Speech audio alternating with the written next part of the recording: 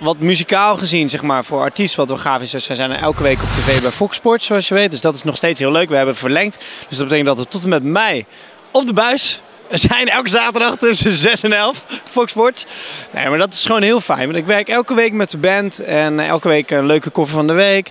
Nou, dat gaat goed. En ik hoop hierna, na dit Alzheimer-project, gaan we gewoon weer met een leuk liedje, een vlot liedje, wat voor jullie nog leuker wellicht is om te draaien.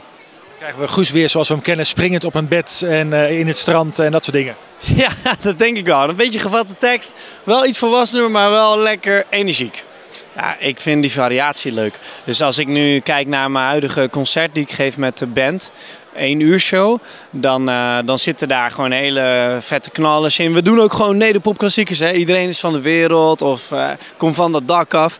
Dat is allemaal heel energiek. En zeker onze arrangementen erbij. Maar halverwege de set zing ik dan bijvoorbeeld Liefst uit Londen van Bluff. Een wat liever, rustiger liedje. En hetzelfde geldt voor Alzheimer. Ja, ik kan dat...